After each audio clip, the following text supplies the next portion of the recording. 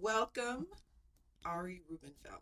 This is our first Office of Diversity and Community Health Equity podcast. Oh, that's so exciting. Yes, Yeah. we're celebrating Cultural Heritage Month, and this month we are celebrating Jewish American Heritage Month. So, Ari, tell us what made you actually feel comfortable to share and come on board, talk with people about what it is to be a Jewish American at UI Health. That's a good question. So, just to fill in the background for our listeners, Yes. Yeah. initially when you mentioned Spotlight, I was a little caught off guard because it was not something I was expecting to be and to do. I think of myself as a facilitator and was hoping someone else would step into that role, mainly as someone who might potentially raise a level of awareness of that opportunity. We spoke, and we kind of settled on this podcast format, which I thought would be a comfortable format for myself. And the apprehension was that I really try not to speak on behalf of large groups. Right? I can only speak to my own experience, and oftentimes there's, like anything else, a bunch of intersection, and oftentimes there's a gap in between my perceptions or my own experiences and others. What motivated me, honestly, is a sensibility that I think that both for Jewish people and non-Jewish people, and maybe this is by design or maybe this is just by trajectory, there is a presence, but oftentimes it's just considered in many ways background noise. This is my perception. And we are spending a lot of times in what maybe is a renaissance of acknowledgement since 2019 or 2020 of a lot of the DEI movements, thinking about the people with whom we coexist and where we want to be with all that. And I think that it's been very comfortable for American society in a positive light not to embrace our Jewish brethren and sisters on that front. And so I see this as an opportunity to kind of wave my arms madly around and say, hey, we're here, we're contributors, and that we want to participate in this movement towards sharing each other's stories and understanding each other better. But let me talk about the religious aspect a little bit, because I think it's an interesting phenomenon in American Jewry. Effectively, we count the time from the destruction of the Second Temple. And that really was the time when we shifted from a religion that was based around the centrality of a single space to one where it became much more, whether it was synagogue bound or family focused or whatnot. And that really shifted what Judaism is, especially as through the diaspora, the spreading of Jews throughout the world. Shifted it from what? From practices that were oriented towards obligations, leaning into what was happening at the temple, in addition to some personal practices, versus home practice. And religion, particularly Judaism, is a very home practice type religion. And one of the things we talked about a little bit was this kind of personal wrestling with God. And the example I gave was when Abraham would argue with God about how many to save from Sodom and Gomorrah. But, you can also move forward to Jacob wrestling with the angel. I mean, it's the perfect metaphor of how I think Jewish Americans wrestle with this notion of Judaism as a religion versus Judaism as a culture. And, of course, during the Trump years, what was thrown into this too was Jewishness as a race, which complicates a lot of things in terms of legality and other issues in terms of protections, et cetera, et cetera. But in general, my personal feeling is that the religion and the culture are just inseparable, because without one, there's not the other. And I have a hard time, even though I might go from one end of the spectrum to the other about how I view it, I have a hard time acknowledging and being fully comfortable when people might say, oh, well, I'm a cultural Jew, not a religious Jew. Like it's just impossible. The cultures or the traditions that have developed around Judaism and American Judaism, which have now been contributions from waves of Ashkenazi Jews or Sephardic Jews who have been displaced from the Iberian Peninsula in the late 1400s and North Africa, and all the experience of Jews throughout the world that have descended upon the United States. It is this amalgam of culture and traditions, the base of which, honestly, is the same religion. So it's interesting to hear about. And I think that also plays into what we just talked about before, which is this comfort of American society that Jewish people are kind of there, because so much of it has been imbued in other things, especially East Coast Judaism, right? That's really the way these waves came up through New York and Ellis Island. So that's kind of how I think about it. It's this blend between religiosity, and that could involve either an understanding or connectivity or an actual observance, versus kind of this cultural. It's really a cultural momentum because it's hard to describe. It just is. It's just there, and that drives an intense identity. That identity, in my mind, again, is truly rooted in some of the tenets of Tikkun Olam, which, repair the world, or tzedakah, charity, or the mitzvot, the 613 commandments. And oftentimes it might be conflated. A mitzvah is a good deed, but it actually, technically, the root word, as we talked about the other day, is a commandment, right? I mean, there's commandments to act a certain way towards, not just in responsibility to God and the rules set forth, but actually to other human beings. I mean, it was an early way to codify ethics and morality that hadn't, in a grand scheme, been done prior. It's actually interesting, and admittedly, I have a very biased perspective because this is the only life I've lived. I have not bounced around between religions. I don't attend church regularly. I don't, go to service in a mosque, though I enjoy other religious traditions. There is an intense intellectualism in the description and the settling of Jewish law and all matters Jewish. And the Talmud serves as this kind of complex recording of history and news and happenings, at the same time being this attempt to interpret and further understand laws and expectations and set rules and guidelines that were heavily influenced by what was happening to Jewish people at the time. And this is a long time ago, but I think that sticks, that intellectualism sticks. I mean, we see, for American Jewry, we see a incredibly high level of academic achievement per capita. In the article, for so many responses, that there seemed like there was a lot of still pessimism. So there's this rich idea of what we bring into and what we believe in charity and being the light, but then this huge pessimism, what we see as the future. So I'm curious, how do you reconcile that? I know we touched on this a little bit. Yeah, we did talk about this. So reconcile how do you bring in that intellectual piece into the future for mankind, or just UI health? Yeah. So we had met for the first time, and I think you thought I was this like horribly traumatized by individual because this undercurrent. Probably this undercurrent of intensive pessimism. Although this is how I reconcile it, and it's George Carlin helps you reconcile it. George Carlin described a cynic as just a repeatedly disappointed idealist. I do think that culturally embracing this notion of being a light into nations is just an unstoppable inertia, and again, I want to put aside the troubles it has caused for Jews throughout history, because it has, in terms of calling the question loyalty and fealty towards a nationality versus a religion versus one figurehead. So let's just put that aside, because I say this from a personal standpoint, and I could just say it works for me.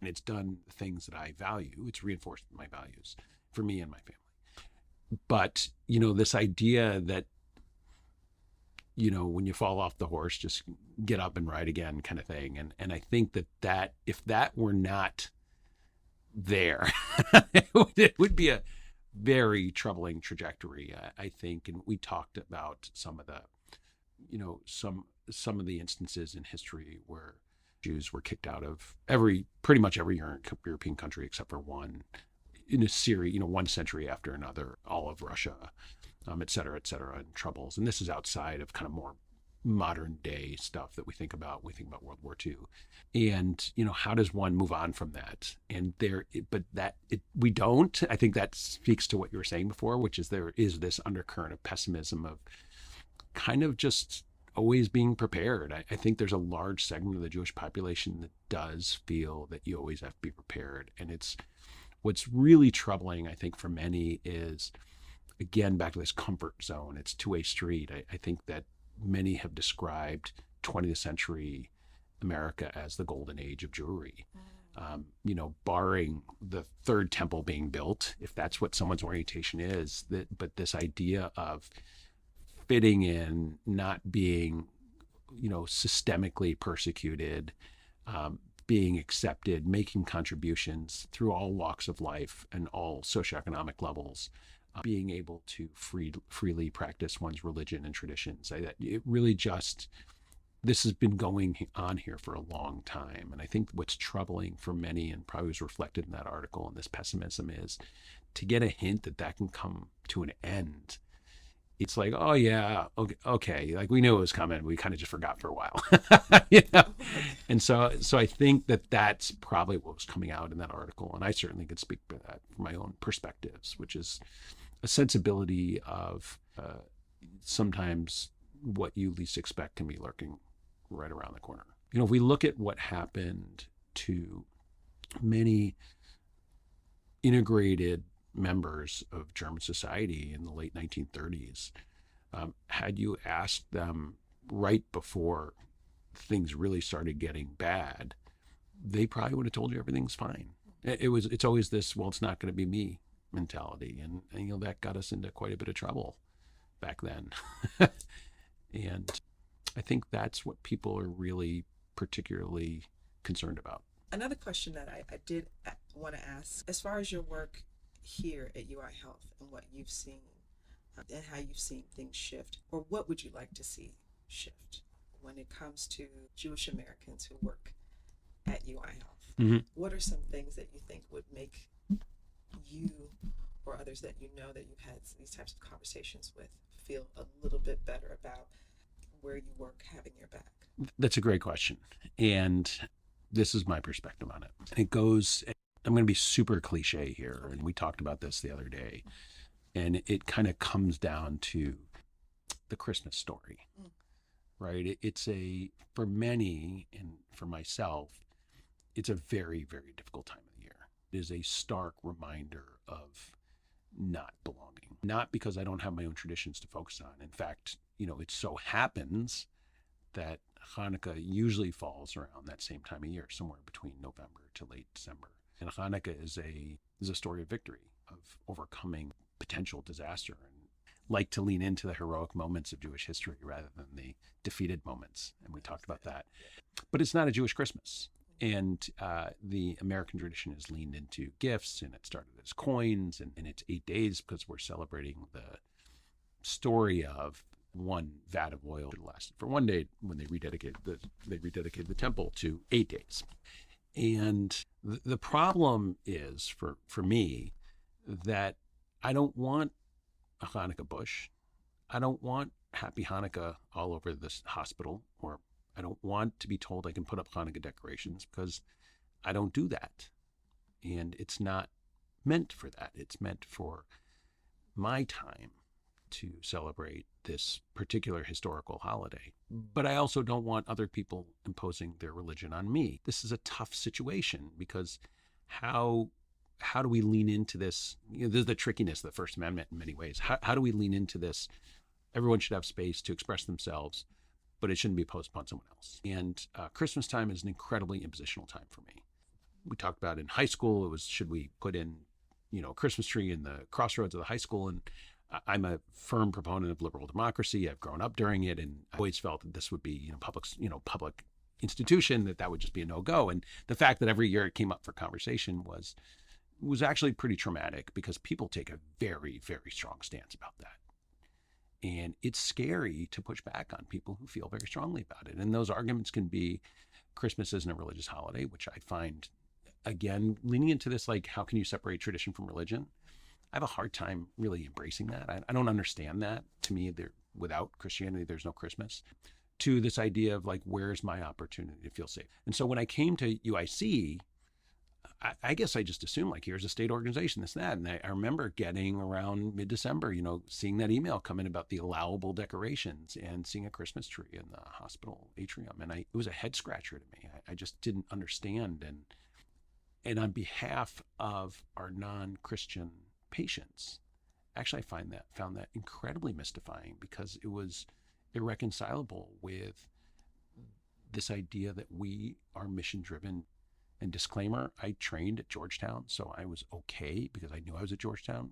I think if it's Ash Wednesday and people are coming with Ash, I celebrate that. Actually, I'm wildly curious about that. And I think that's really important because it's deeply personal. And I think we should offer that. By the way, I think we should offer that. Our chaplains should offer that. But something that the Christmas thing it's a sticking point that speaks to a greater issue of what it means to be a multicultural institution. And we've not solved that. I do think that if we're going to say something, we should mean it. And if we're going to be talking about equity and inclusion, then we have to be ready. That's right. We have to be ready to talk about these kinds of things. And that aspiration for any advertisement for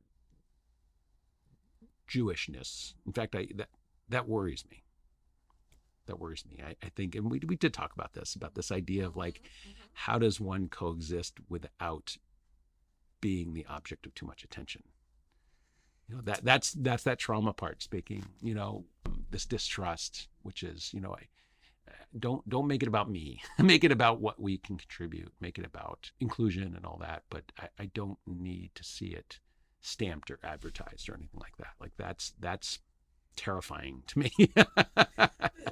And at the same time, that is the representation piece. It is, seeing ourselves, seeing our characteristics, the things that we identify with.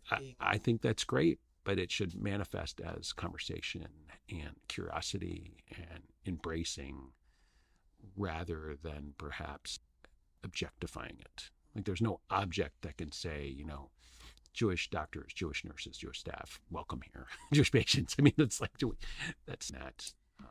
I think it's not just about the welcome. Again, it's about how do people engage. Those who are listening, it gives them an opportunity to learn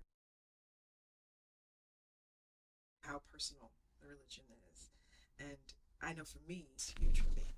It's a way to engage, it's a way to learn. I think all of that builds empathy. And I think this gives our listeners, and I know it gave me an opportunity to build more ways of engaging and having empathy around Jewish American Heritage Month and Jewish American.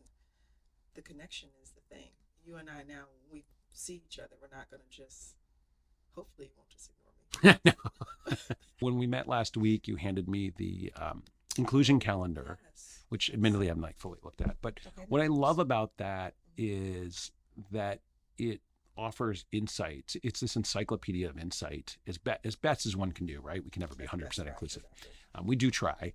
That there's other things happening. Like, what's this funny holiday called Purim? And even if it's not described exactly right, what I would really want is for someone to say to me in the operating room, like, hey, I see on our calendar there's this holiday Purim. You're working today. Like, what does this holiday mean? And I get an opportunity to share what and what. And I think that is really, really something we just don't spend enough time embracing, of like, hey, this is something worth caring about versus worth fighting about, or however one thinks about it. So I love the inclusion calendar, because like, that's something in my mind, if you're going to ask me of like what could be done, like that's something that could be done, because there's a ton of Jewish holidays throughout the year that say all sorts of things, just like there's a ton of others. And it's also on a lunar calendar, which is dizzying for many of us who live in the world of a Gregorian calendar. For anybody who kind of pays attention to our Muslim brothers and sisters, like Ramadan is always a different time of year, of course, because it's on a completely different calendar. And I think that spurs a conversation right there alone. I mean, one year it's, Christmas, and the next day it's Thanksgiving and Hanukkah. And like, why? That's just nuts. Isn't always the same time of year, and a leap year in the Jewish calendar is an entire month, not just an extra day. So it's like, these are the kinds of like interactions we're having with our worlds, and they don't have to clash. They can actually just, move together in unison, as long as we have a level of awareness about it. That's right. The level of awareness. Let me say, the inclusion calendar, yes, is for awareness. And I also do think, as we talk about cultural heritage and awareness, I think about the health of our staff. We work in a hospital. We want our patients to be healthy. We want to meet, but are we meeting our own health needs? And I think of emotional, mental, physical, and spiritual health as a part of that. Yeah. And I really appreciate your authenticity and vulnerability and sharing. The Christmas piece, and I do wonder, where do we meet the spiritual health of our patients and of our staff in a way that does bring that psychological safety for everyone? There's got to be um, there's got to be some type of balance. Again, it's not always perfect, like the inclusion calendar, right? No, the inclusion calendar is perfect. Wait, I want to the the inclusion calendar was perfect. It is. Let's go back to let's. Ari is very That's right. understanding. Well, let's go back to this experience. I want to touch on the food things. It just triggered something for me. We are sitting here on Maxwell Street across from Momo World, Yeah. which is my 10-year-old's favorite restaurant. Really? Nearly. She has so many favorites, but nearly favorite restaurant in all of Chicago. So I know what I'm doing when I'm done here. But it is what's amazing in where we live, Chicago, the United States of America, whatever, is just this opportunity to literally consume cultural traditions of other people en masse, right? Especially in a city like Chicago. I mean, if you told me 5 years ago, hey, would you eat Nepalese food? I was like, sure, I guess, but I wouldn't know from it. And like, here we are sitting across from some aspect of that, which is just amazing. And I get an incredible amount of joy when my kids consume it and get so much pleasure from it. And like that. And when we dine in, I would say even more, there's, we like this one Indian restaurant up in Lincoln Square, but once in a while we'll trek up to Devon, which just takes you literally to a whole different world and experience. And it really, really allows you to immerse oneself in, hey, other people do other things and need other things and have developed other things and believe other things. And I'm all about potlucks. So I think that's potluck food, because I think it's a great opportunity to share something very personal, of oneself, food, and like what usually you bring a food that you like a lot or that you're good at making. So it really is very personal. And like, that's a great seed for sharing with each other. So maybe we should have more potluck. I think, that's also something that's like, you bring it in, you take it in, you enjoy that moment. You're like, gosh, now I feel oddly connected. It's a great icebreaker. Food is a terrific icebreaker. Obviously, you brought us. Today we have Perrier and cheesy crackers. It's really fantastic. I'm going to come for podcast number 2. But it's a great icebreaker, right? Because we all got to eat. It's interesting that you should say that, because I do think, to me, it speaks to the trauma that we have around religion. When it comes to us all bringing our spiritual selves, bringing our religions in, we don't feel comfortable with the potluck in that way. I think you're right. I think food brings us together, and if we all brought our dish, most of the times people aren't so offended by that. But we come in and we say, okay, this is my religion. Yeah. Well, I'm gonna share the story for people who might be listening to this that I told you, which was when I was a residency. I suggested to my senior resident, I don't know why, who knows what was going on in my life fully at the time, but I suggested to my senior resident off the cuff that I was going to start wearing a yarmulke. And he turned to me and he's like, well, why would you do that, Ari? We all know you're Jewish already. It was his perspective of something outwardly expressive versus my perspective of something that was very intensively personal, just came to a complete head. It was so odd to me. I didn't know either how to respond. It didn't alter my decision one way or the other, but it was just like, man, how did we come from two completely different perspectives on something that seemingly didn't warrant a response from you beyond just like, hey, whatever works for you, and that. So it's interesting, why is there that apprehension, or why do we feel more guarded about that outward expression of it, perhaps? Yeah. As a minority, perhaps maybe, I'm not sure. And that also feeds back to the Christmas story, right? I mean, there is a pretty intensive placement of the majority position, that any questioning of is met with a pretty strong resistance when it's like, isn't the tent really big enough for everybody? Because the other piece about that is minority and majority, that changes, that shifts in different spaces. Yeah. And we don't always, that's the equity piece. We don't always rebalance. Yeah. Well, that's always the danger of a majority asserting oneself too much in one direction. That shift can happen, and then it suddenly doesn't seem so fair. Well, Ari. Time to get some momos. We got to go out and get some momos. Yes, Ari. I think, thank you so much for joining us. Have an amazing day. Take care.